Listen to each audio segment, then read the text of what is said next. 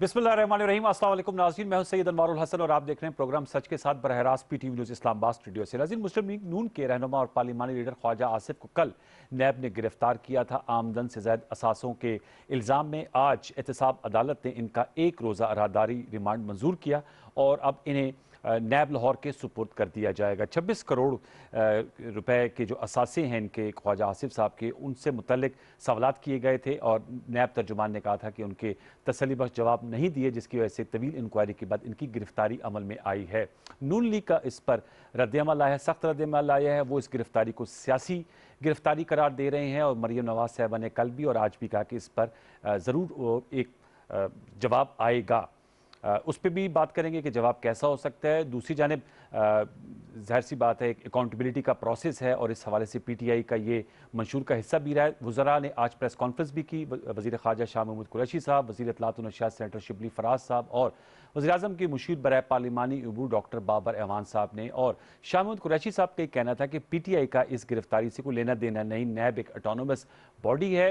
ख्वाजा आसिफ साहब पर डिपेंड करता है कि वो जो उनसे सवालात किए गए हैं उनके तसल्लीबख्श जवाब दे दें। अगर दे देते नौबत यहाँ तक ना आती। अलबत्ता उन्होंने जो फैटिव के हवाले से जो अपोजिशन में मुज़ाकराती अमल हुआ था उसमें फैटिव की लेजिस्लेशन को नैब्स लॉस में तरमीम से जोड़ने के हवाले से भी सवालात उठाए और उन्होंने कहा कि अब उनको लगता है कि कड़ियाँ यहाँ जाकर मिल रही हैं। बारकैफ इस पर भी बात होगी। पीपल्स पार्टी की सेंट्रल एग्जीक्यूटिव कमेटी का जो कल एक तवील इजलास हुआ, जिसके बाद फैसला सामने अब ये आया है, जो वाज़े तौर पे तस्वीर सामने आई है कि पीपल्स पार्टी सेनेट के इलेक्शन लड़ेगी, ज़िमनी इंतखाब भी लड़ने जा रही है और साथ में उन्होंने कहा था कि हुकूमत का पार्लियामेंट, सड़क, अदालत हर जगह मुकाबला करेंगे। 31 जनवरी की जो डेडलाइन उनकी जानिब से बिलावल भुट्टो जरदारी साहब की जानिब से दी गई थी प्राइम मिनिस्टर इमरान खान साहब के मुस्ताफ़ी होने के हवाले से, उसकी भी तौसीक की है PPPCC ने। इस पर भी बात करेंगे। और आज जो इस्तीफों की जो कि बात चल निकली है, तो ड्रॉप सीन उस वक्त हुआ जब दो नून लीग के अरकीन कौमी असम्बली सजाद अवान साहब और मुर्तज़ा जावेद अब्बासी साहब ने, जिनके इस्तीफे पहुंच गए थे कौमी असम्बली के सेक्रेटेरिएट, उन्हें बुलाया गया था और स्पीकर साहब ने तस्दीक किया तरदीद के लिए। तो अब खबर यह है कि उन्होंने कहा है कि ये उनके इस्तीफे जो हैं वो जाली हैं और वो नहीं इसकी तरदीद कर रहे थे। लिहाजा इस पर भी अब बात आई है कि इसका भी ऑडिट होगा। इन तमाम सियाको सबाक के साथ आज हम गुफ्तगू करेंगे। एक नुमाइंदा पैनल हमारे साथ शरीक गुफ्तगू का तौर में आपसे करा देता हूँ। हमें DSNG लिंक पर ज्वाइन कर रहे हैं एजाज चौधरी साहब, पाकिस्तान तहरीक इंसाफ के सीनियर रहनुमा और सेंट्रल पंजाब PTI के सदर हैं। आपका बहुत शुक्रिया एजाज चौधरी साहब कि आपने हमें वक्त दिया। कमर जमान कायरा साहब, Central Punjab Pakistan Peoples Party के सदर हैं, former minister for information broadcasting, उनके मरकजी रहनुमा। CC के इजलास के बाद जो प्रेस कॉन्फ्रेंस हुई उसमें भी कमर जमान कायरा साहब मौजूद थे। कमर Zaman Kaira sahab, thank you so very much for joining us. Raja Amir Abbas sahab जो नैब के डिप्टी प्रोसिक्यूटर जनरल रह चुके हैं और तजियाकार हैं, उन्होंने हमें ज्वाइन किया। फॉर्मर डिप्टी प्रोसिक्यूटर जनरल, आपका बहुत शुक्रिया आमिर अब्बास साहब। तीनों मौजूद मेहमानों को फॉर्मल वेलकम। मैं पहले एजाज चौधरी साहब आपसे गुफ्तगू का आगाज़ कर लेता हूँ। एजाज साहब ये बताइएगा, जो आपके पोलिटिकल ओपोनेंट्स हैं, आज भी नून लीग का ये बयानिया है और ख्वाजा आसिफ साहब ये अदालत के बाद गुफ्तगू कर रहे थे, वो इस गिरफ्तारी को या जो अपोजिशन रहनुमाओं की गिरफ्तारी है उन्हें सियासी करार दे रहे हैं और वो आप लोग का कहना है कि इसके नैब ये तमाम कार्रवाई कर रही है, जबकि उनकी जानिब से ये कहा जा रहा है कि ये इसके पीछे हुकूमत है और हुकूमत का नाम भी वो ले रहे हैं, प्राइम मिनिस्टर इमरान खान साहब का भी। मैं आपसे जानना चाहूँगा, ये वो कहते हैं कि जी पोलिटिकल ओपोनेंट्स की विच हंटिंग की जा रही है, तो एजाज चौधरी साहब इस पर क्या डिफेंस है? आप समझते हैं कि ये तमाम मेरिट पे केस हैं जिसकी वजह से गिरफ्तारियां अमल में आ रही हैं, इनकी टाइमिंग्स पर भी सवालात उठाए जाते हैं और तरीक़ेकार पर भी? एजाज चौधरी साहब जी, बहुत शुक्रिया सैयद अनवारुल हसन साहब। गुजारिश ये है कि ये नैब एक ऐसा अदारा है कि जो पाकिस्तान के अंदर यानी तकरीबन 21 बरस हो गए हैं इसे काम करते हुए और वो अपने काम के अंदर यानी आज़ाद हैं और जहाँ पर वो समझते हैं कि यानी पाकिस्तान की आवाम की दौलत के साथ खिलवाड़ किया जा रहा है, उनको ये इस्तेहकाक है कि वो बाज़पुरस करें। और बदरजे उत्तम जो लोग मेंबरान पार्लियामेंट हैं या जो सियासतदान हैं, जो ये दावा लेके सोसाइटी के अंदर उठते हैं कि वो इस्लाह अहवाल के लिए और निज़ाम हुकूमत की बेहतरी के लिए और आवाम की बेहतरी के लिए काम करना चाहते हैं, उनके ऊपर तो ये बहुत ज़रूरी है कि वो अपने यानी जो भी ज़राए आमदन हैं उनके बारे में वाज़े तौर पे उनके पास रिकॉर्ड मौजूद होना चाहिए। और ये कोई नए नए सियासतदान नहीं है ऐसे लोग हैं जो 20-20, 25-25 साल तक पार्लियामेंट के अरकान रहे हैं, इन्हें हर वक्त अपने असासे डिक्लेयर करना होते हैं। जब कागजात जमा कराते हैं, जब पार्लियामेंट के मेंबर बन जाते हैं, हर साल अपने असासे जो बढ़ते हैं उनको रिन्यू कराना होता है। और ये साबित ही ना हो सके किसी एक मेंबर पार्लियामेंट का कि उसके पास पैसे कहाँ से आए, और वो ये बता ही ना सके कि ये करोड़ रुपया और 13-13 करोड़ रुपए की ट्रांजैक्शन जो बैरून मुल्क से उनके अकाउंट में हुई हैं, ना भेजने वाले का पता है, ना वसूल करने वाले का पता है, और फ्रंट मैन है कि जो उनकी बिहाफ पे करोड़ों की ट्रांजैक्शंस करते हैं। तो मैं समझता हूं कि ये पाकिस्तानी कौम का हक है। अच्छा। और ये उनका फर्ज है कि उसकी वजाहत करें। अगर वो वजाहत ना कर पाएं तो फिर जो भी अदारे इस सिलसिले में एहतसाब के बने हुए हैं उन्हें पूरा हक हासिल है। जहां तक अपोजिशन का तहरीक इंसाफ के मैनिफेस्टो की इस नुक्ते के ऊपर यानी माजी का किस्सा रहा है, वो तो इस सिलसिले में यानी जो भी कोई अदालतों ने भी फैसला किया है उसके ऊपर भी मोतरज है। मिसाल के तौर पे मैं और कायरा साहब सुप्रीम कोर्ट के अंदर जब नवाज शरीफ को नाअहली का सामना करना पड़ा और मशहूर फिक्रा हुआ कि मुझे क्यों निकाला, तो मैं तो यानी कायरा साहब जितना यानी कादरुल कलाम नहीं हूँ। कायरा साहब बड़ी वजाहत से बताया करते थे कि क्यों निकाला गया इसे। तो इसलिए वो तो अदालतों के भी उन फैसलों को मानते हैं जो उनकी मर्जी के हों, और उन फैसलों से वो निगेट करते हैं जो उनकी मर्जी के ना हों। ये तो भी इब्तदाई इश्क है ख्वाजा आसिफ साहब के लिए। मेरी यानी जो एक लेमैन समझबूझ है, और किसी भी आप सियालकोटी से पूछ लें कि ये मल्टी बिलियनर है, ये करोड़ों का मसला नहीं है। आहिस्ता आहिस्ता और खुल जाएंगे 2-4 मुलाकातों में, आपको अंदाजा हो जाएगा कि और इन मुलाकातों का कोई नतीजा निकलेगा? इजाज चौधरी साहब, इस तरह बन गई है। इजाज चौधरी साहब, इन मुलाकातों का कोई नतीजा निकला था? शायद खाकान अबाई साहब भी अंदर हुए, वो बाहर आ गए। मिफ्ता इस्माइल साहब भी कहते हैं, शहबाज शरीफ साहब भी पहले अंदर थे, बाहर है, अब दोबारा अंदर है। सर, कोई इसका अंजाम, मंतकी अंजाम निकलेगा? कोई पैसे वैसे बाजियाब होंगे? देखिए सैयद साहब, मेरी जिम्मेदारी ये है मैं आइडेंटिफाई करूं, और जो भी निज़ाम पाकिस्तान के अंदर इस मौजूद है उसके हवाले ये सारे काम हो जाएं। और मैंने आपसे अर्ज़ किया कि पूरा निज़ाम अदल आज़ाद है, ये सारे अदारे अपना काम कर रहे हैं, इसलिए मैं तो प्रिडिक्ट नहीं कर सकता, उनकी ज़ुबान मैं नहीं बोल सकता। जिस तरह आपको तशकीक है, इसी तरह मुझे भी गिला है कि कोई काम ऐसे भी होने चाहिए जिसके नतीजे में पता, आखिर मुल्क तो लुट गया ना। ये किसको नहीं पता कि पिछले 30-40 बरस के अंदर पाकिस्तान की दौलत के साथ क्या कुछ हुआ है। यानी ये हर सहाफ़ी जानता है, हर आदमी को जो जी शऊर है वो जानता है। तो हमारे अदारों को भी किसी नतीजे पे पहुंचना चाहिए। मैं कायरा साहब के पास जाऊंगा सर, फिर मैं आपके पास आता हूं। मैं नहीं समझ जी, मैं कमर जमान कायर साहब, बहुत शुक्रिया सर। मेरी आवाज आ रही है? जी, बहुत शुक्रिया कायरा साहब। यही सवाल सर आपके पास है। जाहिर बात है, इजाज चौधरी साहब फैक्चुअली इज राइट। 21 साल से ये कानून है, ये इदारा मौजूद है। 5 साल आप लोग भी इक्तदार में रहे, 5 साल नून लीग भी इक्तदार में रही, अब पीटीआई को भी 3 साल हो जाएंगे इंशाल्लाह। तो मैं आपसे जानना चाहूंगा सर, अब इतराज हो रहा है गिरफ्तारियों पर, एसेट बियॉन्ड मीन्स के तहत पहले भी गिरफ्तारियां हुई, अब भी हो रही हैं। नैब के वही कवानीन है, वही तरीक़ाकार हैं। कमर जमान कायर साहब क्या कहेंगे इस हवाले से? लेकिन कल भी पीपल्स पार्टी की सीसी की मीटिंग के बाद बिलावल भुट्टो जरदारी साहब ने इसकी मजम्मत की, इस गिरफ्तारी की, और इजाज चौधरी साहब कह रहे हैं कि वो तो मल्टी बिलियनियर है ख्वाजा आसिफ साहब, इब्तिदाई इश्क के आगे देखिए होता है क्या। कायरा साहब देखिए, मैं नहीं जानता वो मल्टी बिलियनर है या क्या है, उनका अपना कारोबार जो भी है वो अपनी वजाहत देंगे जी, बकौल उनके कि वो वजाहत दे भी रहे हैं। और ख्वाजा साहब के बारे में जितना मैं जानता हूँ, ख्वाजा सफदर साहब की जिंदगी में वो पहले गैर मुल्की बैंकों के अंदर जॉब करते थे, वहाँ कारोबार भी करते थे, उनके कारोबार की कुछ ट्रांजेक्शन भी हैं। अब वो क्या है उसकी तफसील का यकीनन उन्हें पता है, मुझे नहीं। ठीक।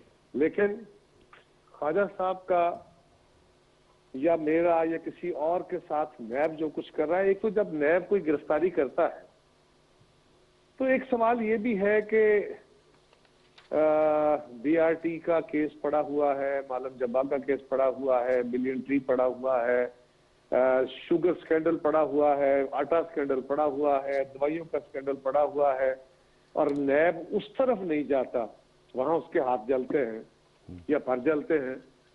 और फिर मेरा तो चले नैब पे आपका ये एतराज कि जी आपने अपने दौर में इसके कानून को ठीक क्यों नहीं कर लिया। हमने अपने दौर में कोशिश की थी कि इस कानून की जो मिस यूज है वो क्लासेस जिसको अब्यूज करते हुए स्टेट पार्स लोगों की पगड़ियां उछालते हैं, बाजू मरोड़ते हैं, जमातों को तोड़ते हैं, वफादारियां तब्दील कराते हैं, हुकूमतें बनाते और गिराते हैं, तो वो खत्म कर दी जाए और अक्रॉस द बोर्ड अकाउंटेबिलिटी के लिए कानून बनाया जाए। उस वक्त हमारा साथ मुस्लिम लीग ने नहीं दिया, वो उसका इकरार भी करते हैं। अब सवाल ये है कि चले, हमारा तो ये है कि जी कोई गुनाह था, कोई कसूर था, कोई पकड़े गए, कोई फलान हो गया। जितने लोग मुस्लिम लीग, जितने लोग पीटीआई के साथ चले गए, यानी खान साहब खुद फरमाया करते थे ना काफ लीग की क़यादत के बारे में, मैं तो नहीं कहता था, उनके बारे में कोई एतसाद हो रहा है, और अगर खान साहब गलत कहते थे तो वही कम से कम अपना माफी कर लें कि जनाब अच्छा मुझसे गलती हो गई, वो तो इतना कह देना। जिनको आपने खुद कहा कि ये सबसे बड़े डाकू हैं वो आपके साथी हैं और उनका कुछ नहीं है। बट सवाल ये है कि इधर नैब ने गिरफ्तारी की, इधर वजीर आजम के स्पेशल असिस्टेंट जो हैं वो टीवी पे आ गए और सारी तफसील बयान करी कि क्या चार्जशीट है, क्या ये है, क्या इल्जाम है, क्या हुआ है। तो नैब अगर ऑटोनोमस इदारा है, वो किसी को जवाबदेह नहीं है, तो इनको कहां से डॉक्यूमेंट मिल जाते हैं फौरी तौर पे? ये कैसे होता है? और फिर अगर एक जमात है वो कहती है कि हमारे साथ ज्यादती हुई है, तो 3 वज़रा बैठ के पूरी रामलीला बयान करते हैं जिसका हक़ाइक़ से कोई ताल्लुक नहीं है। चले अनवार, मेरा तो गिला वैसे हो कारा गया, साहब मेरा अकामा होना चाहिए। एक मिनट जी अनवार, जी एक मिनट। जी जी अच्छा, मैं तो चले अपनी कोई गलती छुपा रहा हूँगा, मुस्लिम लीग वाले किसी गलती को छुपा रहे होंगे। ये जो सुप्रीम कोर्ट ने बहुत सारे केसेस में इस पे स्ट्रिक्चर्स दिए और फैसले दिए कि नैब एक ऐसा इदारा है जो बेसिकली लोगों के बाजू मरोड़ता है, पगड़ियां उछालता है, वफादारियां तब्दील कराता है, हुकूमतें गिराता है, जमातें बनाता है, हुकूमतें बनाता है। ये फैसला है सुप्रीम कोर्ट का, एक जज का नहीं है। क्या वो भी हमारे कहने पे फैसला दिया है? क्या वो इसी नैब के बारे में है या किसी और मुल्क की नैब के बारे में या किसी और इदारे के बारे में है? इसका जवाब देते हैं हमारा कारा साहब। कहना तो चलो, हमारा तो मुफाद। अब कारा साहब मुझे इसका जरूर जवाब दीजिएगा। आप वैसे समझते हैं, आप भी मिनिस्टर रहे हैं, अकामा होना चाहिए एक सिटिंग फेडरल मिनिस्टर के पास? देखिए अनवार, सवाल ये है कि अगर माजी से लेके आज, मैं आपको दावे से कह रहा हूं, मैं अनवारुल हसन को कहता हूं, अगर नैब पिछले 20 साल का आपका अकाउंट लेके आ जाए और जायदादें बना के आपको कहे, आप कह रहे हैं कि मेरी जायदाद नहीं, फला बंदा, अब मुझे कहा जा रहा है कि ये तेरी जो जायदाद है तू अनवारुल हसन का फ्रंट मैन है। मैं कह रहा हूँ जनाब मेरे बाप दादा ने मुझे दी थी, मैं इसका टैक्स दे रहा हूँ, मैं पिछले इतने सालों से इसका मालिक हूँ, ये मेरे पास सबूत है। वो कहते हैं नहीं, अनवार की है। खुर्शीद शाह साहब का केस है, 1.25 साल हो गया उनको जेल में। सवाल ये है, ये जो इस तरह की ट्रांजैक्शंस है ना, अकामा है फर्ज करें, तो लोगों ने एक ट्रैवल डॉक्यूमेंट के तौर पर उसको रखा हुआ था। ट्रैवल वो डॉक्यूमेंट, कोई ये तो नहीं था ना कि वो पाकिस्तान की नेशनलिटी छोड़ बैठे थे। और उस ट्रैवल डॉक्यूमेंट के लिए कारा साहब आपको पे भी मिलती थी ना, लेकिन 13 करोड़ पे भी मिली ना? वहाँ काम करते थे जी। अगर किसी ने अपना बिजनेस बनाया हुआ है और यहाँ उसकी डिक्लेरेशन नहीं है, अगर तो सिटिंग फॉरेन मिनिस्टर है और वो आप ख्याल में पे भी क्या क्या एक्सपर्टीज दे रहे होंगे? सुने, नहीं, किसी मुल्क के नहीं है वो। वहाँ कंपनियां जो होती हैं जहाँ पे आपकी इन्वेस्टमेंट हो सकती है, किसी दूसरे की इन्वेस्टमेंट हो सकती है, उन कंपनियों के साथ आपकी जो ताल्लुक या आपकी इन्वेस्टमेंट्स होती हैं, वो बाय लॉ कोई गुनाह नहीं है। और वहाँ अकामे के साथ ही होता है, वहाँ आप अपना कारोबार नहीं करते। अकामा मीन कि आप एक कारोबारी कंपनी तो बना सकते हैं, अपने नाम का एसेट नहीं बना सकते इन अरब ममालिक में।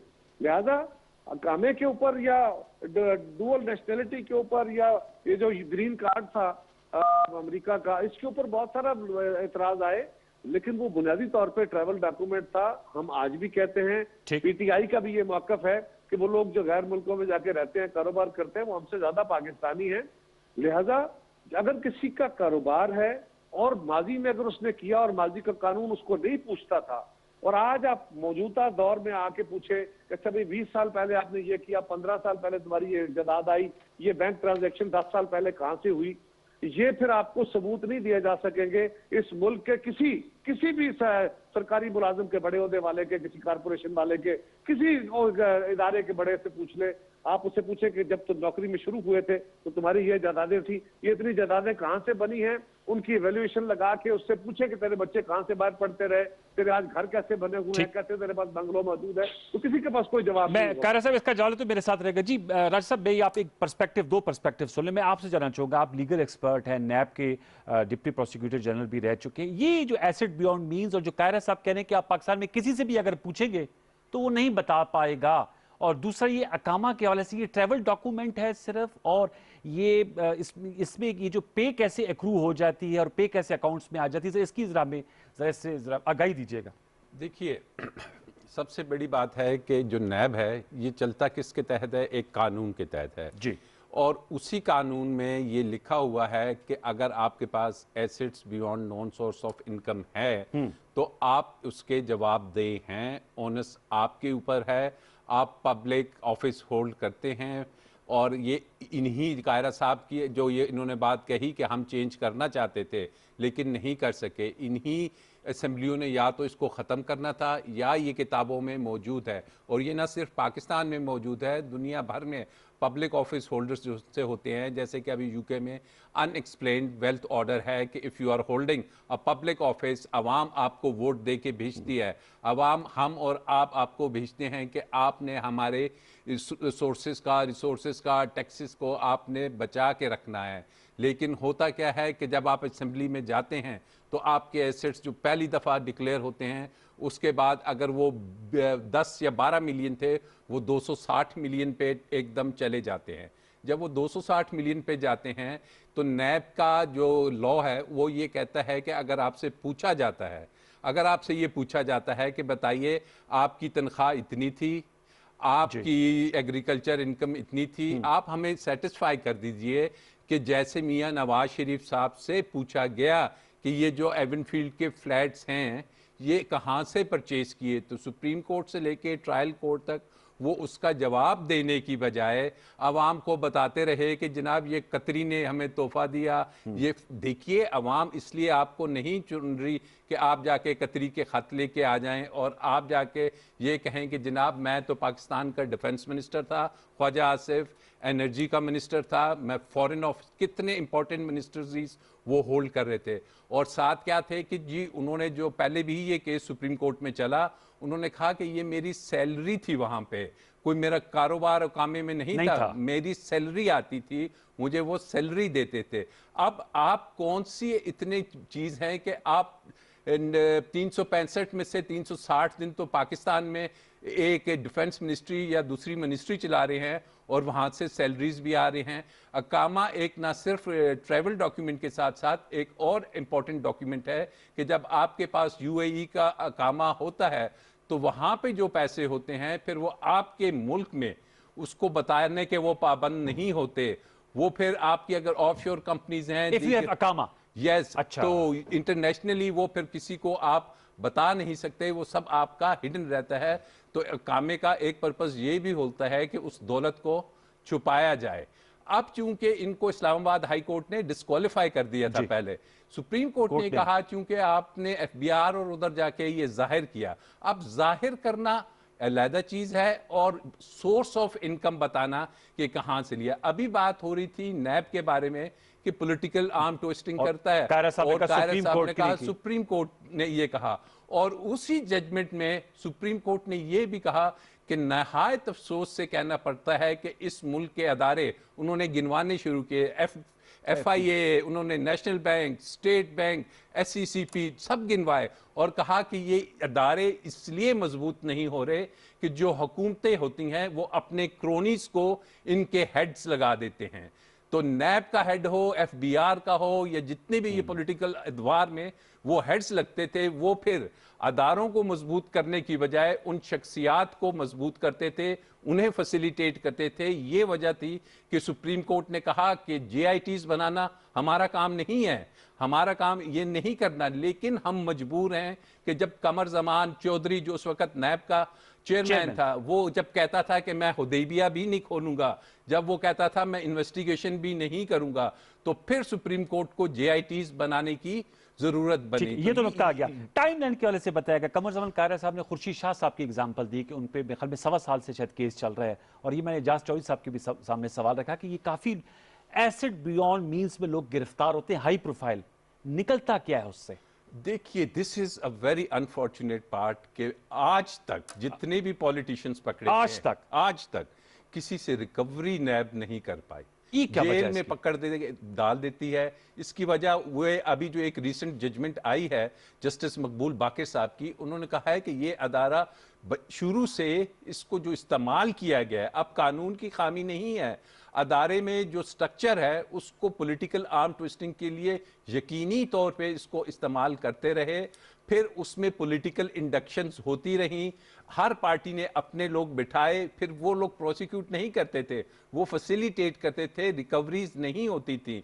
और फिर उसके बाद देखिए कि रिकवरीज किसकी, ये जो नैब दिखाता है किसी पटवारी की, किसी मुदारबे वाले की, किसी और ग्रेड 18, 19, 20 के अफसर की, किसी ठेकेदार की। लेकिन क्या हमें नजर आया कि शाहिद खान भी बाहर बैठा हुआ है, वो दूसरे भी बाहर मिफ्ता बैठे इस्माइल भी बाहर हैं, हैं। मियां साहब खुद जी। लंदन में बैठ के आज भी वो स्टेटमेंट दे रहे हैं। आज भी ख्वाजा आसिफ की अरेस्ट को वो क्या देते हैं आप उनको, ट्विटर आज जो उन्होंने जी, ट्वीट किया कि ये एक उन्होंने मजाक है, कहा- asset beyond नहीं means। नहीं, मजाक के अलावा उन्होंने कहा कि ये जिन लोगों ने दोबारा उन्होंने इशारा किया एस्टेब्लिशमेंट की तरफ, अगर वो बैठ के ये बात करते हैं और फिर वो कहते हैं कि ये जो एसिड्स का केस है, ये कौन सा मजाक है? आपका अपना केस इस्लामाबाद हाई कोर्ट में चल रहा है, ठीक। तो आप उधर जाके कहें ना कि ये क्या मजाक है, मैं जरा- उधर तो कुछ और एजाज कहते चौधरी हैं। साहब, ये आपसे जरूर पूछूंगा, फिर कायर साहब को जाऊंगा। एजाज चौधरी साहब, कायर साहब कह रहे हैं ये बीआरटी, मालम जब्बा, दीगर और चीजें, शुगर और इसके अलावा जो इश्यूज आप लोगों के दौर में आए या आपसे मुंसलिक है, उस पर नैब क्यों कर खामोश है? ये सवाल कायर साहब भी उठाते हैं और जो भी अपोजिशन के रहनुमा को हम बुलाते हैं वो यही कहते हैं। एजाज साहब। अच्छा देखिए, मैं आपसे अनवार साहब ये अर्ज़ करता हूँ कि जब भी यानी किसी भी फ़र्द की जी। अकाउंटेबिलिटी की बात आती है, करप्शन में मुलव्वस होने की बात आती है, तो उसका जवाब ये नहीं होना चाहिए कि अगर हम इस तरह के हैं तो फिर आप भी इसी तरह के हैं। ये जवाब नहीं है। अलबत्ता ये सवाल बिल्कुल उठाना ठीक है कि सारा एहतसाब अक्रॉस द बोर्ड होना चाहिए। मैं आपसे अर्ज़ करता हूँ, इमरान खान ने अपने इस 2.5 बरस के अंदर कभी किसी को स्पेयर नहीं किया है।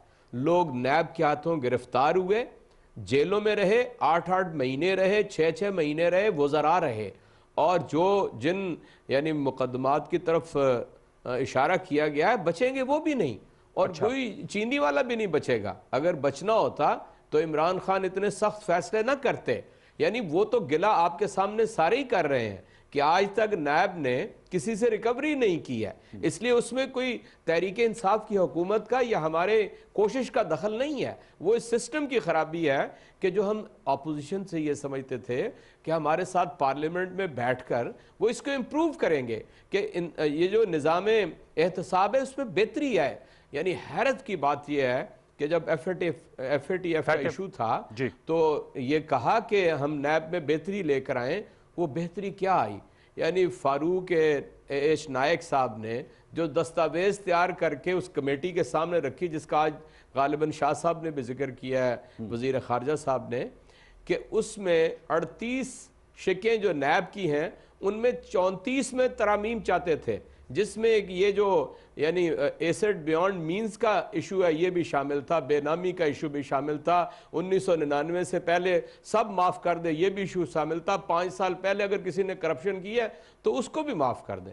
मेरा ख्याल है कि ज़रूरत इस अमर की है कि कहीं पर तो हम इसको बस कर दें, वरना तो आप मेरे ऊपर इल्जाम तराशी करते रहेंगे, मैं आपके ऊपर इल्जाम तराशी। क्या अब वक्त आ गया है कि कोई इस पे बातचीत की जाए और नैब के कानून में जो सुकम है उसमें कोई तरमीम लाई जाए? एजाज चौधरी साहब जी, बुनियादी बात तो मैं यही चाह रहा हूं कि बजाय छूट देने के यानी नैब के कवानीन के अंदर यानी अपोजिशन मिल के हमारे साथ आए, ना मालम जब्बा बचे, ना चीनी वाला कोई बचे, ना कोई और बचे। ठीक है, यानी कोई ऐसी बात नहीं है। हम और इमरान खान कमिटेड है इस कौम के साथ कि जिसने भी पाकिस्तानी कौम का पैसा लूटा है वो बच नहीं सकता। और ये जो आपने अकामा की बात की है, आप वजीर आजम हो, एक मिनट, आप वजीर आजम हो, आप वजीर खारजा हो, आप और वफाकी वजीर हो, वजीर दाखिला हो, ट्रैवल डॉक्यूमेंट की कोई परेशानी हो सकती है सवाए इसके कि अकामे के पीछे चोरी छुपती है। आप स्विस अकाउंट्स तक नहीं पहुंच सकते, आप दीगर ममालिक के जाकर बैंक्स के अकाउंट्स को नहीं देख सकते। ये अकामे इसलिए लिए गए हैं और इसी पे सुप्रीम कोर्ट, एपेक्स कोर्ट ने अकामे के ऊपर ही तो इतना बड़ा फैसला किया है। इसलिए मैं समझता हूं कि अकामा जो है किसी सूरत में इसकी माफी जो है वो नहीं होनी चाहिए। हमें आगे बढ़कर नैब कवानीन के अंदर ऐसी तब्दीली लेके आनी चाहिए कि एहतसाब मुअस्सर हो सके। चाहे जाए कि आप पूरी तहरीक इसके ऊपर मुनज़्ज़म कर दें कि किसी तरह जो फलाना शख्स इतनी देर से बंद है उसको भी रिहा कर दिया जाए, और ख्वाजा आसिफ अगर पकड़ा गया है तो उसको भी रिहा कर दिया जाए। अकाउंटेबिलिटी मस्ट है।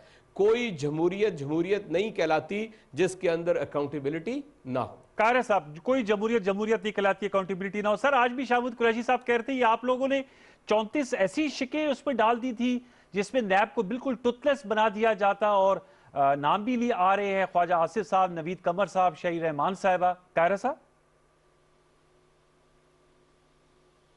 आप मुझे सुन पा रहे? जी मैं सुन पा रहा हूँ। जी कायरा साहब, जी सर, सवाल मैंने ये किया था, जवाब दीजिएगा। मैं बड़ा सिंपल, पहली गुजारिश तो यह है कि पाकिस्तान का पैसा, 1 रुपया हो या अरबों रुपए हो, अगर किसी ने लूटा है तो बिल्कुल उसको मुकम्मल तौर पे सजा मिलनी चाहिए और वो पैसा वापस आना चाहिए। मैं उसके साथ हूं, भले वो मैं खुद हूं। लेकिन सवाल ये है कि एक बात हमें जरूर करनी चाहिए कि जो भी एहतसाबी अमल हो उसके अंदर जो आपके इन्वेस्टिगेशन के इदारे हैं, अगर उनमें कमी है, राजा साहब ने दुरुस्त फरमाया कि उन इदारों के अंदर भर्तियां गलत हुई, उनमें कमियां हैं, उस कमी को दूर करने के लिए हुकूमत बख्शने को इक़दाम उठाना था ना। अगर हमारे दौर में या मुस्तफ़ा जी के दौर में या हमसे पहले कोई गलती हुई तो ये गवर्नमेंट पिछले 2.25 साल में आकर उसको करेक्ट कर देती। अगर हमारी 34 अमेंडमेंट्स पे, जो कि सारी जमातों की तरफ से थी, हमारी तरफ से नहीं थी खाली, लेकिन 34 भी नहीं है, उसमें बहुत सारी तरामीम, मुझे अब डिटेल मेरे पास नहीं है उसकी, मैं किसी वक्त चाहूंगा कि उसके ऊपर भी प्रोग्राम करते हैं, कि कोई 6 या 7 ऐसे पॉइंट्स थे, और ये FATF का भी हिस्सा है, उसकी जो उन्होंने कहा था उसका भी एक हिस्सा है, डिमांड है कि आप नैब लॉज को जो है वो इसको रेगुलेट करें, ठीक करें। लेकिन मैं एक गुजारिश करूंगा कि जब हम ये कहते हैं कि जी फलां केस क्यों नहीं खोला जा रहा, तो उसका मतलब ये नहीं होता कि मैं कह रहा हूं कि मैं तो खराब हूं, अब अनवार भी खराब है, अनवार का भी चेक करें, ये नहीं मैं कह रहा। मैं ये कह रहा हूं कि अगर इस अमल के अंदर जो ट्रांसपेरेंसी होती, इसमें न्यूट्रलिटी होती, इसमें किसी तरफ झुकाव ना होता, किसी के लिए प्यार और मोहब्बत ना होता, तो फिर सबका केस चल रहा होता, सिर्फ मेरा ना चल रहा होता। मैं ये कह रहा होता हूं, सिर्फ ये नहीं कहता कि जनाब उसको भी पकड़े। हाँ, तीस और आखिरी गुजारिश जी, नैब लॉज में अमेंडमेंट्स, हमारी अमेंडमेंट्स आपने नहीं मानी, चले, हम तो चाहते थे कि नैब लॉ खत्म हो जाए, फलान हो जाए, ये हो जाए, चले आपकी बात, तो इसमें बाद में बहस करते हैं। ये फरमाइए कि हुकूमत ने भी कोई ड्राफ्ट दिया होता है ना कि आपकी शराइत हमें नहीं मंजूर, लेकिन नैब लॉ में कुछ तरामीम करने की जरूरत है, हम ये करना चाहते हैं, हम प्रोसिक्यूशन को मजबूत करने के लिए ये करना चाहते हैं, अदालती अमल के लिए ये करना चाहते हैं, और जो सुप्रीम कोर्ट ने स्ट्रिक्चर्स और जजमेंट्स दी हैं उनकी रोशनी में हम नैब लॉ को इस तरह ट्रांसपेरेंट बनाना चाहते हैं। कोई तजवीज हुकूमत की तरफ से तो आई होती, सिवाय एजाज चौधरी साहब का मुझे बड़ा एहतराम है, और ये उन लोगों में है जो चाहते हैं ट्रांसपेरेंसी हो और अकाउंटेबिलिटी हो, लेकिन हम खाली मैं और एजाज साहब तो बैठ के यहाँ फैसले नहीं करेंगे ना। ये तो फैसला पार्लिमानी जमात ने करना है, और वो उस केस को लेकर बैठ गए। अगर इनकी नीयत दुरुस्त होती फेडरल गवर्नमेंट की, तो फिर ये करते कि ये कहते जनाब आपकी ये तजावीज तो हमें कबूल नहीं है, उसके मुतबादल में हम ये करने को तैयार हैं, वो भी नहीं है। ये सुप्रीम कोर्ट ने कहा है हम इतना करने को तैयार हैं, वो भी नहीं है। और अनवार अकाउंटेबिलिटी अक्रॉस द बोर्ड होनी चाहिए। अगर आप उसमें से सरकारी मुलाजमों को निकाल देते हैं क्योंकि सरकारी मुलाजिम काम छोड़ देंगे, सियासतदान की जिंदगी बर्बाद हो जाए। यानी हमारे मुल्क के अंदर दहशतगर्दी के कवानीन के तहत जुल्फकार अली भुट्टो जैसे बंदे को फांसी लगा दिया, बाद में जजों ने कहा हमसे गलती हो गई, गलती करा दी गई, हमने गुस्से में फैसले कर दिए। यदि इस तरह के फैसले हमारी अदालतों से होते रहे ना, दबाव के तहत होते रहे, नौकरियां बचाते रहे ना जज उस वक्त में, क्या हुआ? तो उनको तो कोई पूछने वाला नहीं है। आपने ब्यूरोक्रेसी को भी कहा कि जिनको हाथ नहीं लगाना, आपने कारोबारी लोगों को भी कहा जी कि इनको भी हाथ नहीं लगाना, उनको तो वजीर आजम साहब ने खुद इस्तिस्ना दे दिया ऑर्डिनेंस के जरिए।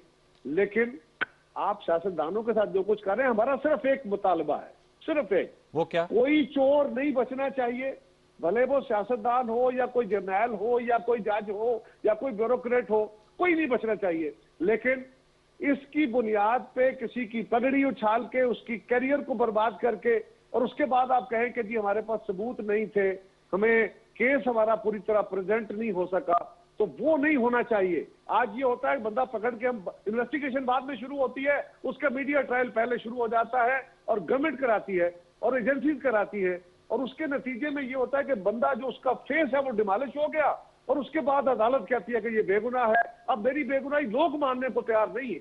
सो मैं कह रहा हूं कि उसको पकड़ने से पहले आप अपना पूरा सबूत इकट्ठा करें, सॉलिड रीजन के साथ उसको पकड़ें, और अगर कोई कमी है इस इदारे में, प्रोसिक्यूशन में या किसी साइड पे, तो 2.5-3 साल में इस गवर्नमेंट ने कोई तो एफर्ट की होती। और आज कि अगर हमने ये एफर्ट करे काम कारा किया। साहब, तो आप लोग तो कह रहे हैं कि अब इनसे कोई मुज़ाकरात नहीं हो सकते अगर नहीं, आज वो तो गवर्नमेंट वक्त एफर्ट गुजर गया करे। ना। मैं कह रहा हूँ पिछला ही तो कुछ कर लेते ना यार। पिछले इतने 2.5-3 साल इनको गुजरे हैं, उसमें कोई नियत का इजहार कर देते ना। जी, मैं इसका जवाब भी ले लेता हूँ। एजाज चौधरी साहब जी, आप कुछ कहना चाह रहे हैं, फिर मैं राजा साहब के पास आऊंगा। एजाज साहब, वो कह रहे हैं 2.5-3 साल में आप लोगों ने भी कोई टेंशन का इजहार नहीं किया। देखिए, नीयत का हाल तो अल्लाह जानता है, कारी साहब ने फरमाया है। मैं आपसे ये कहता हूँ कि एक ये ख्वाजा आसिफ का केस और एक शहबाज शरीफ का केस, इन 2.5 बरस के अंदर हमारी तरफ से सियासतदानों के ये 2 नैब केस बने हैं। बाकी तमाम के तमाम केस पीटीआई के अपने लोगों के ऊपर और दीगर नून लीग के ऊपर, वो पीपल्स पार्टी के दौर के बने हुए हैं, और उसी को नैब अब तक रगड़ रहा है। इसलिए हमारी नीयत पे शक न किया जाए। हाँ, मैं और कायरा साहब तो उस कमेटी में नहीं थे, और ज़रूर 38 में से 34 निकात जो इन्होंने पेश किए उसके ऊपर एक अलग से प्रोग्राम रख लें। मैं वहाँ पे आपको बताऊंगा कि हमने कौन सी तरामीम टेबल करना चाहिए, और जब हमने ये कहा कि ये सारी चीज़ें, ये लोग इससे रिलीफ हासिल कर जाएंगे और पूरा पेंडोरास बॉक्स खुल जाएगा, तो हम इसका तो नतीजा कोई नहीं निकलेगा, तो वो फिर सारी चीज़ें वापस ले ली गई। इसलिए मैं तो इसके लिए बिल्कुल तैयार बैठा हूं कि आप जब चाहें पार्लियामेंट के अंदर, मैं भी अपनी पार्टी को आमादा करता हूं, आप भी कीजिए। और आपको याद है, आज से 1.25 महीना पहले यानी स्पीकर कौमी असम्बली ने बुलवाया ऑपोजिशन को, जब ये तहरीक की आगाज हो रहे थे कि आए बैठ के बात कर लें, उस वक्त बात कर लेते। अब भी मैं तैयार हूं कि इसके ऊपर हम ओपन डिबेट भी करना चाहते हैं कि एहतसाब के अमल को शफाफ कैसे किया जा सकता है और मुअस्सर कैसे किया जा सकता है, और पार्लियामेंट में भी इसकी बात करनी चाहिए। मैं आमिर भाई आपके पास आता हूं। मैं जरा, चूंकि तहरीक की भी बात की है, कायरा साहब और एजाज चौधरी साहब से एक टेक ले लूं, क्योंकि उसमें भी आप भी कमेंट कीजिएगा। कमर जमान कायरा साहब, पीडीएम की तहरीक के हवाले से चूंकि बात की एजाज चौधरी साहब ने, जरा पॉलिटिकल सवाल भी आपसे इस हवाले से कर ले, अकाउंटेबिलिटी बहुत अहम है। कायरा साहब, अब हम ये समझें कि Peoples Party as we speak इस्तीफे अब पे कन्विंस नहीं है कि अपोजिशन को या पीपल्स पार्टी को इस्तीफे इस वक्त दे देनी चाहिए। आप लोगों ने कहा पार्लियामान में इनका मुकाबला करेंगे, सेनेट इलेक्शन लड़ेंगे, यही इसकी तशरीह बनती है कमर जमान कायरा साहब? अनवार, एक माहौल ऐसा बना है, कहां से ये बहस छिड़ी, किसने इस मामले को ज्यादा आगे किया, मीडिया में एक डिबेट छेड़ दी गई है कि जी पहले इस्तीफे दो जी फटाफट, आप इस्तीफे नहीं देंगे जी, पीपल्स पार्टी इस्तीफे नहीं देगी जी, फलां नहीं होगा। तो भाई, जो हमारा प्लान, एक्शन प्लान है, या जो हमारे 26 पॉइंट्स हैं, उसमें ये सारी बातें दर्ज हैं जिसके हम सिग्नेटरी हैं और हम उसके साथ हैं। और वो पॉइंट क्या है? वो पॉइंट ये है कि हम ये कह रहे हैं कि हम इनके खिलाफ जलसे करेंगे, जुलूस करेंगे, पब्लिक ओपिनियन स्ट्रेंथन करेंगे, और उसके अलावा हम रैलीज करेंगे, हम इनके खिलाफ अदम एतमाद की तहरीक लाएंगे, हम इनके केसेस अदालतों में लेके जाएंगे, और जब अप्रोप्रिएट टाइम पे जरूरत पड़ी तो इस्तीफे का ऑप्शन भी इस्तेमाल हो सकता है। आप उसकी जरा तहरीर पढ़ लें, फिर इस पे बात करें तो ज्यादा सर, 31 दिसंबर तक इस्तीफे क्यों कर जमा कराए जा रहे हैं फिर कायरा साहब? गुजारिश सुने ना, मेरी गुजारिश सुने जी जी। कुछ चीजें वो होती हैं जो आपने अपने पास तो रखे होते हैं ना जी। वैसे जमातों के पास, आपकी इतला के लिए अर्ज कर दूं, अक्सर होता है कि जमातें अपने मेंबरान से इस्तीफे पहले ही किए होते हैं, उनके पास डॉक्यूमेंट पड़े होते हैं, जो एजाज चौधरी साहब इस मामले में मुझसे ज्यादा तजर्बा रखते हैं। बट सवाल ये है अनवार, जो ज्यादा अहम है, राजा साहब से भी मैं ये कहूंगा वो भी इस पे रोशनी जरूर डालें। मैं कहता हूं नैब के इदारे को दुरुस्त करना चाहिए, लेकिन क्या ये जरूरी नहीं कि किसी शरीफ आदमी की पगड़ी उछालने, और हमारे मुल्क के अंदर ये बहुत दफा हुआ कि लोग सालों सालों में सड़ते रहे और उनके हाई कोर्टों तक केस चले गए, दहशतगर्दी के केस बना दिए गए। हमारे से भी कोताहियां हुई, बाकी हुकूमतों ने भी की, और मार्शल लॉ ने तो कमाल किया। और यही अदालतें, यही निजाम लोगों को रिलीफ नहीं दे सका। लोग 10-10 साल, 8-8 साल, 6-6 साल जेलों में रहे, अल्टीमेटली बेगुनाह निकले, लेकिन उनकी सजाएं तो भुगत गए। आज के इस मीडिया के दौर में जो शक्ल डिमॉलिश होती है, मेरे पास तो मेरा फेस है, मेरे तो पब्लिक ओपिनियन है, वो डिमॉलिश हो गया। उसके बाद अदालत मेरी बला से कि अदालत मुझे बेगुनाह करार देती है या नहीं देती, वो तो बात का इशू है। तो हम सिर्फ ये कह रहे हैं कि इस अमल को ऐसा बनाया जाए कि इसको मिसयूज ना किया जा सके। बाकी पीपल्स पार्टी इस्तीफों के मामले पे बिल्कुल साथ है और हम उससे बिल्कुल पीछे नहीं हटे। हाँ, ये जो बात है, अब क्योंकि मुस्लिम लीग पता कोई नहीं है, आपने अपने इंट्रो भी इसका जिक्र किया कि मुस्लिम लीग के 2 मेंबरान ने अपने इस्तीफे देके जो वापस लिए हैं, जो उन्होंने कहा है कि ये हमने नहीं दिए, इसका मतलब ये है कि वो विड्रा कर रहे हैं। नहीं, ये इसकी इंटरप्रिटेशन दुरुस्त नहीं है। उनका मौकफ यह है कि हमने इस्तीफे अपनी क़यादत को दे दिए हैं और क़यादत ने इकट्ठे इस्तीफे देने हैं। ये बात कोई गलत लेकिन बात कायरा नहीं साहब, है। कतरा कलाम के लिए माजरत, वो मरियम नवाज साहिबा ने, आप चुके का उनका कोई नुमाइंदा नहीं है, उन्होंने ये जलसे में कहा 1-2 रोज पहले कि जिनके 2 इस्तीफे अगर गलती से भी आ गए हैं, मैं स्पीकर साहब से कहती हूँ कि उन्हें बुलवाएं और उनके इस्तीफे एक्सेप्ट करें। ये पोजीशन ली ना सर। अगर मेंबर्स कह रहे हैं कि हमारे इस्तीफे नहीं है और हम अपनी क़यादत को देंगे तो सब इकट्ठे जमा करा देंगे, तो ये बात गलत नहीं है। हाँ, ये बात कि हम सेनेट का इलेक्शन लड़ रहे हैं, हम बाई इलेक्शन लड़ रहे हैं। हाँ, हम बाई इलेक्शन इसलिए लड़ रहे हैं कि बाई इलेक्शन में सूबाई और कौमी असेंबलियों के अंदर जो सीटें हैं वो बुनियादी तौर पे सेनेट का इलेक्टोरल कॉलेज है। हम सेनेट के इदारे के ना खिलाफ थे, ना हम उसकी डिसोल्यूशन मांग रहे हैं, ना हम वो उससे मुफर कर रहे हैं। हम ये समझते हैं कि उसके इलेक्शन में हिस्सा लेना चाहिए, ये हमारी सीसी का फैसला है। और उसके इलेक्टोरल कॉलेज में अगर हमारी सीटें बढ़ जाती हैं तो हमारी हो सकता है सेनेट में एक आध सीट बढ़े। ठीक है, ये आप लोग आपकी राय, ठीक है, आपकी पार्टी की राय मेरे साथ जरा रहेगा सर। ये जो कह रहे हैं कि जो आपकी डैमेज हो जाती है रेपुटेशन, उसका मदावा फिर कैसे किया जा सकता है? देखिए, कायरा साहब ने बिल्कुल दुरुस्त पॉइंटेशन की है। अब बात है कि 3 साल में पीटीआई की हुकूमत ने क्या किया। मुझे याद है एक ऑर्डिनेंस के जरिए ये तरामीम लेके आए और वो तरामीम ऐसी थी कि जिसने नैब को मजीद कमज़ोर किया, उसको इस प्रोसेस को मज़ीद कमज़ोरी की तरफ लेके गया। और मुझे समझ नहीं आती कि वो क्यों ये ऑर्डिनेंस लाए थे, जिसमें कायरा साहब ने दुरुस्त पॉइंटेशन की कि सरकारी अफसर की अगर नीयत ख़राब नहीं है तो वो भले से करोड़ों रुपए का नुकसान या किसी को फ़ायदा पहुंचा दे, उसके खिलाफ केस। भाई, नीयतों को आप नहीं देख सकते अदालतों में, अदालतों में आपने फैक्ट्स को देखना है। आप उसके बाद कहते हैं कि जी इसमें आप जो बिजनेस कम्युनिटी है उसको नहीं लाएंगे।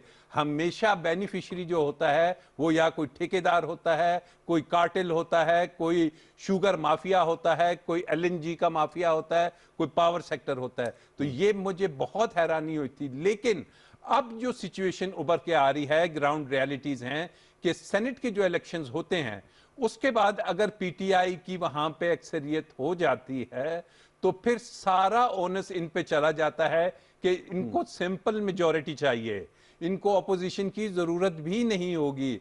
आप लेके आइए वो बिल नेशनल असेंबली में, फिर सेनेट से पास कराइए। और ये बिल ना हो कि जनाब इसमें चेयरमैन नैब की आप एक्सटेंशन कर दें, उसको नौकरी बढ़ा। आप सबसे पहले जो नैब का सुखम है कि appointment of chairman NAB, although वो भी 7-8 महीनों में उसका टर्नओवर पूरा हो रहा है, प्रोसिक्यूटर जनरल का 1.5 या 2 माह रह गए हैं, ये सब अब नए आने हैं। तो अब तमाम नैब की और अकाउंटेबिलिटी की जो जाएगी रिस्पॉन्सिबिलिटी मौजूदा हुकूमत में। और ये बात भी दुरुस्त है कि अगर मौजूदा हुकूमत के जो लोग हैं, चाहे वो डिफेंस मिनिस्टर खटक साहब हैं या दूसरे हैं, उनके खिलाफ अगर एलिगेशंस हैं तो या तो उनको क्लियर कीजिए या उन एलिगेशंस को आप ऐसे करें कि कल को इस बात का जिम्मेदार कौन होगा कि अगर खटक साहब इन्वॉल्व नजर आ जाते हैं कि उनको 3 साल के लिए आप डिफेंस मिनिस्टर बना के रखे हुए हैं, 4 साल के लिए, और उसके बाद नैब का उनके पे केस साबित होता है। मैं समझता हूं पहले इन लोगों की जो बैठे हुए हैं मिनिस्ट्रीज लेके, इनको या क्लियर कीजिए या इनको कहें कि जनाब आप ये मिनिस्ट्री क्यों लेके बैठे हैं, आपके खिलाफ तो इतने सीरियस चार्जेस हैं। तो these are some very important things जिसमें मौजूदा हुकूमत जो कि अकाउंटेबिलिटी का नारा लेके आई थी, उसकी कामयाबी मैं समझता हूं बहुत हद तक नीचे गई है। वो अकाउंटेबिलिटी के प्रोसेस को आगे लेके नहीं बढ़ सके। एजाज चौधरी साहब, सर, और ये एक तो सेनेट पे जब अगर आप लोग इलेक्शन होते हैं, अब तो कायरा साहब भी कह रहे हैं कि सेनेट ज़ाहिर बात है कि हमारा परमानेंट इदारा है, इसमें लोग रिटायर होते हैं लेकिन ये कंटिन्यूटी रहती है। पीपल्स पार्टी का ही फैसला है कि सेनेट इलेक्शन लड़ेगी। और खबरें ये भी आ रही है कि मुस्लिम लीग नून भी कि अक्सरियती अरकान कह रहे हैं कि सेनेट इलेक्शन होना चाहिए। तो सेनेट इलेक्शन होता है और आप लोग जब सिंगल लार्जेस्ट पार्टी की तरफ से आते हैं बनकर, तो ये फिर इलेक्शन निज़ाम और इंतखाबी इस्लाहात, ये अकाउंटेबिलिटी में जो सुकम पाए जाते हैं, इन तमाम को दुरुस्त करना, उसका ओनस आपके कंधों पर है चौधरी साहब। अनवार साहब, मैं राजा साहब की बात से जुज़वी तौर पे इत्तफ़ाक़ करता हूँ और मैं याद दिलाना चाहता हूँ कि आज़म स्वाति साहब और पंजाब से अब्दुल अलीम ख़ान साहब, सब्तैन ख़ान साहब, ये सारे लोग वजारतों से हटाए गए और मौक़िफ़ ज़िक्र दोनों जेलों में भी रहे। यानी ऐसा नहीं है कि तहरीक इंसाफ के जो वज़रा हैं उनको एहतसाब के प्रोसेस से नहीं गुज़रना पड़ा, और भी लोग हैं। और अगर कोई कमी रह गई है तो आप देखेंगे कि with the due course of time कमी नहीं रहेगी और सबको उस रास्ते से गुज़रना होगा। मैं इस बात से इत्तफ़ाक़ करता हूँ। अलबत्ता मैं जो इस्तीफ़ों वाली बात है उस पर ज़रा मुझे अगर इजाज़त दे दें आप जी। ये इस्तीफ़े मेंबरान असम्बली तो कोई देना ही नहीं चाहता। मेंबरान असम्बली का मसला ही नहीं है। मसला तो ये है कि PDM जनाब फजलुर रहमान और मरियम बीबी जो डोल डाल रही थी, सारे मुल्क के अंदर एक तूफ़ान बर्पा कर रही थी। अपने वालिद साहब जो बाहर बैठ के पाकिस्तान की रियासत के ख़िलाफ़ बात कर रहे थे, फ़ौज के सिपा सालार के और जर्नैलों के ख़िलाफ़ बगावत के लिए फ़ौज को आवाज़ें दे रहे थे। असल मसला तो उनका है। उन्होंने कहा कि ये एटम बम चलेगा। उन्होंने 8 दिसंबर को ये कहा कि इस्तीफ़े दिए जाएंगे और ये असम्बलियाँ नहीं रहेंगी, और असम्बलियाँ नहीं रहेंगी। मैं आपको याद दिलाता हूँ, यानी उस रोज़ एतजाज़ आसन साहब ने शाम को 3-4 चैनल्स के ऊपर आके पीपल्स पार्टी को बड़ी खुली वजाहत की कि ये रास्ता आपका रास्ता नहीं है, और अगर आप सारे इस्तीफे दे भी दें तब भी इमरान खान की हुकूमत नहीं गिर सकती। उस रोज़ एक और भी जस्टिस शाइक साहब भी तशरीफ़ लाए एक मीडिया के ऊपर, और उन्होंने भी आके ये बात कही। मैं नहीं समझता कि ये जो देखें जो मरियम हैं उनके तो कोई स्टेक्स नहीं है सियासत के अंदर, उनकी कोई सियासी असासा नहीं है उनके पास।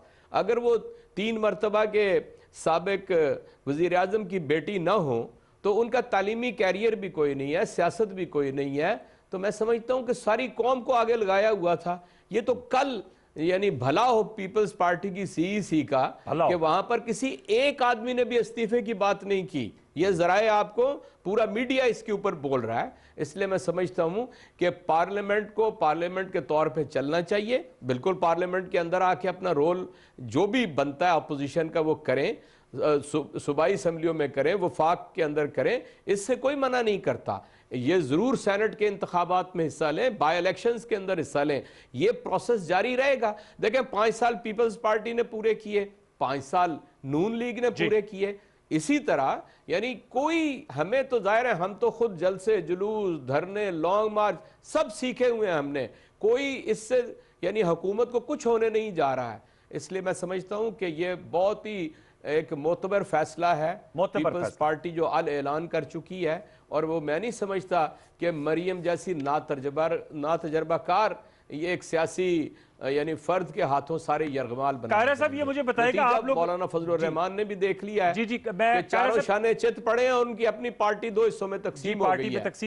और मौलाना शेरानी साहब ने कुरान और सुन्नत के हवाले देकर मौलाना शेरानी साहब ने कहा कि फजलुर रहमान झूठा भी है और बददयानत भी है। अच्छा, अब आप अंदाजा कर लीजिए। जी कायरा साहब ये बताएगा, आप लोगों ने 5 साल पूरे किए, नून लीग ने भी किए, अब ये क्यों आप लोगों ने 31 जनवरी की डेडलाइन दी हुई है कि प्राइम मिनिस्टर इस्तीफा दे दें और जो है वो वरना लॉन्ग मार्च होगा? तो आप लोग तो इसके मुखालिफ थे ना, जब पहले इजाज चौधरी साहब और उनकी जमात लॉन्ग मार्च किया और उन्होंने धरना दिया, तो आप इनको क्यों नहीं 5 साल पूरा होने दे रहे? देखिए, पहली गुजारिश तो यह है कि पीपल्स पार्टी के सेंट्रल एग्जीक्यूटिव का मैं मेंबर हूं और मैं उस मीटिंग में मौजूद था, और वहां उन सारे फैसलों में मैं उसमें बाकायदा शामिल था, उस डिबेट में शामिल था। ये मुझ पे नहीं रहने देते आप कि मैं आपको बता दूं वहां क्या हुआ। कुछ तो बातें बिलावल साहब ने कर दी और हमारा एलानिया भी जारी हो गया, और कुछ मैं शायद वहां पे हलफ पे कह सकता हूँ क्या बातें हुई। तो मेरा ख्याल है मीडिया के ऊपर जरा बताए ना कायरा साहब, ये बात हुई थी कि नवाज शरीफ साहब को भी लॉन्ग मार्च कैसे होना चाहिए? देखिए, पहली बात जो मीडिया के अंदर बहुत बड़ी डिबेट चली अनवार, जिसकी मैं मजम्मत कर रहा हूँ कि मियां नवाज शरीफ वापस आए, ये वहां पे फैसला हुआ कि मुतालबा करें मियां नवाज शरीफ वापस आए और तब आके मुझे अपोजिशन जो है उसको लीड करें, तब इस्तीफे देंगे। इसका कोई जिक्र ही नहीं हुआ। अच्छा, कोई जिक्र नहीं था इसका। तो फिर बिलावल साहब ने क्यों कहा कि ना तरदीद कर सकता हूं ना क्या तस्दीक हो कर गया? सकता हूं? और मैंने कहा ना, मैं आपको किस तरह तसल्ली कराऊं? सर क्या आपकी हालत बात को दूं? हम फेस वैल्यू पे एक्सेप्ट करें। बिलावल भुट्टो जरदारी साहब से जब ये सवाल हुआ, आप बिल्कुल साथ में नहीं, बैठे थे, उन्होंने कहा नाम है इस खबर की तस्दीक करता हूं ना तरदीद करता हूं। आप ना उस फुटेज को चला के देखें, उन्होंने हंसते हुए उस सवाल करने वाले जो साथी था उसके साथ तमस्कर में ये बात कही, हंसते हुए कहा। अच्छा, हमने एक बड़ी सिंपल बात कर रहा हूं, मैं जो कह रहा हूं मैं इसको कंडेम कर रहा हूं। अगर इसका कोई जिक्र हुआ होता तो मैं कंडेम तो ना कर सकता ना। दूसरी गुजारिश ये है कि हम एक अलग जमात हैं, हमारा सारा माजी उनसे बहुत मुख्तलिफ है। हमने बाकायदा, और हमने पहले दिन से ओपनली मीडिया में हम सारे कहते हैं कि 85 के इंतखाब में पीपल्स पार्टी ने बायकाट किया, उसको हमारी क़यादत हमेशा अपनी गलती तस्लीम करती रही। और ये बात हम लोग बांगे दोहल कहते। और वहां पे भी हमारा ये फैसला हुआ कि हमारी सीसी के ये फैसले, ये जो राय है, ये पीडीएम में लेके जाएं और पीडीएम की जमातों के साथ इस बात पे कन्विंस उनको कर रहे हैं हम कि जी अगर हमने फर्ज करें, हमने कहा कि जी हमने मार्च में इस्तीफा दे देना है या फरवरी में दे देना है, और इस्तीफों से सेनेट का इलेक्शन भी नहीं रुकता और नुकसान होगा और हमें प्रोसेस में रहना चाहिए, तो ये कोई गलत बात नहीं है, ये बिल्कुल दुरुस्त है। और हमें सेनेट के इलेक्शन में जाना चाहिए, ये पीपल्स पार्टी का फैसला है, पीडीएम के हम साथ हैं और इस्तीफों के ऑप्शन से हम पीछे नहीं हटे। सर ये तो आ गई बात। कायरा साहब 31 जनवरी आप क्यों डेडलाइन दे रहे हैं? एजाज चौधरी साहब कह रहे हैं आपने 5 साल पूरे किए, नून अच्छा, लीग मैं ने किए। गुजारिश उस पर ये कर दूं कि एजाज चौधरी साहब भी मियां नवाज शरीफ के लिए डेडलाइन क्या, ये तो आ गए थे वहां धरना देके और उन्होंने तो हमला कर दिया था प्राइम मिनिस्टर हाउस पे और प्रेसिडेंट हाउस पे, और जी पीटीवी आपके चैनल पे भी हमला हो गया था। जी तो गुजारिश ये है कि हम सिर्फ ये कह रहे हैं कि वजीर आजम कह रहे हैं मेरी कोई तैयारी नहीं थी, मेरी टीम जो है वो इस काबिल नहीं है कि मैं पाकिस्तान के लोगों के साथ किए हुए अपने वादे पूरे कर सकता, और मैं ना तजर्बाकारी की मार खा गया, मेरी कोई तैयारी नहीं थी। अब हम अनोखे आप तो कह रहे हैं सीख गए हैं ना, अब तो 2.25 साल होने के हम टारगेट्स पूरे करेंगे ना। अलमिया ये है कि कोई कल सीटी नहीं है ना। ये बताएं कि दवाइयों का स्कैंडल हुआ, आपने कमीशन बनाया और दवाइयों की कीमतें आसमान पर चली गई, कमीशन बनने के बाद तो वापस आती ना। कीमत बड़ी शुगर की, हाँ। आपने कमीशन बनाया, 50 से 70 रुपए हुई और चीनी की कीमत 110 रुपए हो गई। तो भाई आपके कमीशन का फैसला तो ये होता कि ये 70 रुपए से 65 हो जाती, 60 हो जाती। इसी तरह आटे का रेट बढ़ा, तो इस बुनियाद पे आप लोग कह रहे हैं इस्तीफा दे दें। हुआ। और किस का हम ये नहीं कह रहे, हम कह रहे हैं कि आपने एडमिट कर लिया है कि मैं फेल हो गया। ये चौधरी साहब एडमिशन की वजह से कह रहे हैं कायरा साहब। पाकिस्तान के अवाम मेरा ख्याल है कायरा साहब करने में नाकाम हुए हैं जी। और अब आपको इस मुल्क के ऊपर मजीद मुसल्लत नहीं रहना चाहिए। जी चौधरी साहब, आपके इस नातजर्बाकारी को हमारे लिए अफोर्ड करना, ये कह रहे हैं अफोर्डेबल नहीं है आपकी नातजर्बाकारी। कायरा साहब जवाब सुनिएगा जी। 1 मिनट दीजिए जी। देखिए मैं आपसे अर्ज करता हूं कि कायरा साहब को मैं याद दिलाता हूं, जब इनकी हुकूमत थी ये जो चीनी थी ना 117 रुपए बिकी थी, इनको शायद याद नहीं है, और आटा जो था वो कहीं जाके 10 केजी का थैला 650 रुपए को बिका था। इसलिए ये उस वक्त तो फिर इन्होंने नहीं ऐसा कोई किया। और ये इन्होंने जो बार बार कहा ना कि वजीर आजम ने कहा कि जी हमें समझ नहीं आई, ये दोबारा सुन ले, वजीर आजम की तकरीर को दोबारा सुन ले। उन्होंने यूएस के, देखिए बात ये है कि सदारती इंतखाब है उसके प्रोसेस को डिस्कस किया, ये नहीं कहा कि जो इस्तीफों की बात हो रही है और मुझे आप इजाजत दी तो मुझे बात करने नहीं दिए उसके पीछे आप जल्दी से मुकम्मल कीजिएगा। फिर राजा ने कहा कि हमें पता नहीं चला।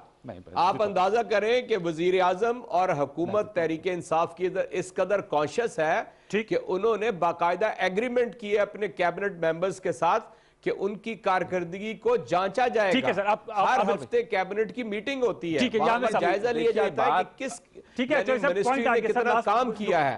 इसलिए मैं समझता हूं जिसकी कोई, ये तो महीनों क्या कई महीने तक काबीना का इजलास नहीं होता था। देखिए बात ये है कि यहाँ पे पाकिस्तान को इस्तीफों की बात कोविड के मुश्किल तरीन हालात से निकालेंगे और मुल्क तरक्की के रास्ते के ऊपर गामजन हो चुका है। ये कहा कि अगर हम छोड़ देते हैं सब कुछ, सेनेट में पीछे रह जाते हैं, तो हमारी इनकी 2/3 दोबारा आ जाएगी। अब ये सेनेट का इलेक्शन लड़ लेंगे, किसी भी तरीके से पीटीआई 2/3 नहीं ले सकती, भले से ये चले जाएं। तो उन्होंने पॉलिटिकली एक स्मार्ट गेम खेलिए। बहुत शुक्रिया राजर, आमिर अब्बास साहब, इजाज चौधरी साहब, कमर जमान कायरा साहब, तीनों मौसम मेहमानों का बहुत बहुत शुक्रिया। वक्त बिल्कुल खत्म हुआ जाता है, इसलिए बस टेक अवे यही कि इस तमाम सूरत का हम भी जायजा लेते रहेंगे और आने वाले दिन में मुल्क की सियासत देखेंगे किस रुख जा रही है। कल तक के लिए सैयद अनवारुल हसन और सच के साथ की पूरी प्रशंसा को इजाजत दी। अपना बहुत सा ख्याल रखिए। अल्लाह ने के बाद।